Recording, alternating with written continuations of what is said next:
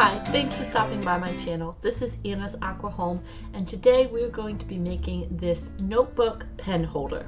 I started by cutting a piece of 2.5-inch wide fabric, and then I cut it 2.5-inch wide by 22 inches long. After I gave that a good iron to get out the wrinkles, and went ahead and sketched out my dimensions to make sure that was going to be long enough.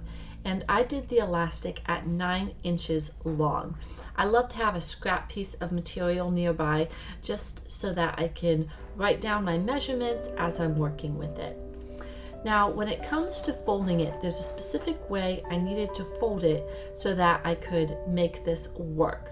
So I'm figuring out how I want to do that.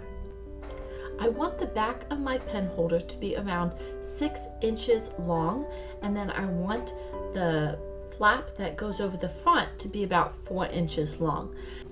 So in order to do this with one long piece, instead of cutting a 6-inch piece and then a 4-inch piece, I just cut a long 22-inch piece, and then I folded it in half, and then I measured out that 4-inch and 6.5-inch slot. So the 4-inch piece is folded inside, and then both 6-inch pieces are on either side of that folded 4-inch piece. I hope this makes sense. And then you can see I'm going in here to make a small little slit, a little cut, and that is for the elastic to thread through. So I need the elastic to be able to attach to this bottom. Because it was folded, it wasn't able to do that. So I went ahead and cut a small little place so that I could slide the elastic through, and you'll see why that's important as I continue on. So I've got a 6-inch piece laying on the bottom, and then a 4-inch folded in the middle, and then a 6-inch on top. And then I went ahead and put my elastic through there, and then I'm pinning that in place at the top and then at the bottom. And you're going to be very careful as you sew around this so that the elastic doesn't get caught in any of your seams on the side. On the long sides, you don't want any of the elastic there, but the elastic's going to have a little bit more bunched up in there. So I just pinned it down really well just to make sure that everything was okay. It would be probably easier if I had chosen to cut 6-inch pieces and 4-inch pieces, but then I was going to have more bulk of the seams in my pen holder, so I really wanted to try to do it just with one long piece of fabric.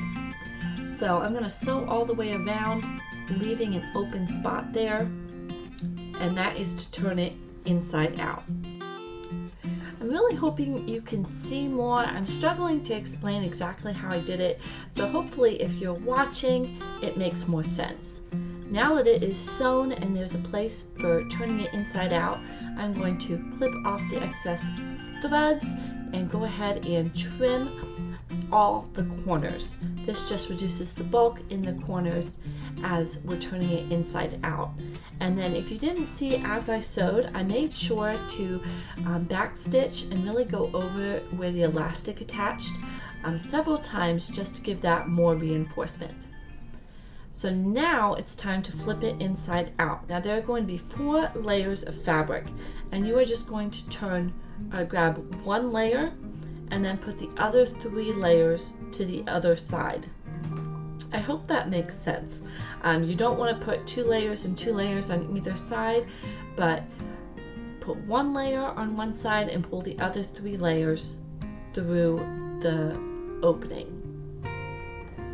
I use a chopstick, and that helps it a lot better. It also helps to have this elastic come out of the way, so that was really easy too. Once that was opened, I went ahead and just used the chopstick to make my corners really nice and crisp and straight. I feel like this fabric is really super wrinkly, and turning it inside out just really made that even worse, but once I ironed it at the end, that got a lot better. Now it's time to tuck the edges in that are open. Go ahead, I pinned that down, and then once those edges are all folded over and we can go ahead and sew around the entire thing with 1/8 of an inch seam allowance, or as close to the edge as you can make it. And it's done. I absolutely love how this pen holder came out. I made this specifically for my notebook size, and it is so easy to customize it and do a different length elastic for whatever notebook you need it to fit on. I think this came out so well, and it was such a quick project to sew.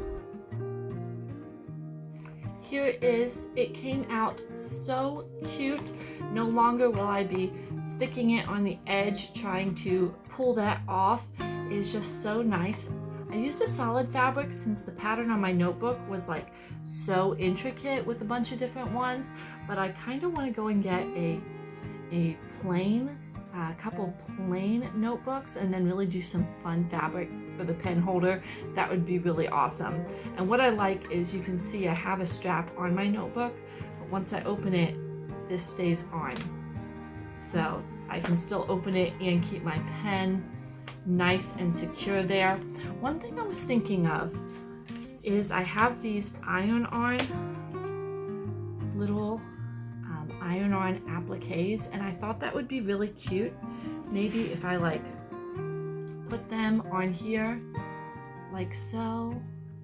What do you think? Should I add a couple appliques to it or just leave it plain? Again, I feel like I could add more appliques if I had plain notebook and then a plain fabric, and then I could add some appliques. There are so many different options that you could do this. You could even, I just used the white and aqua thread, but you really could sew around it in like a coordinating thread. That would be a lot of fun. Or even use like a decorative stitch around the edge. There are so many options. I'll definitely be making more of these. So let me know, are you going to be making some pen holders for your notebooks?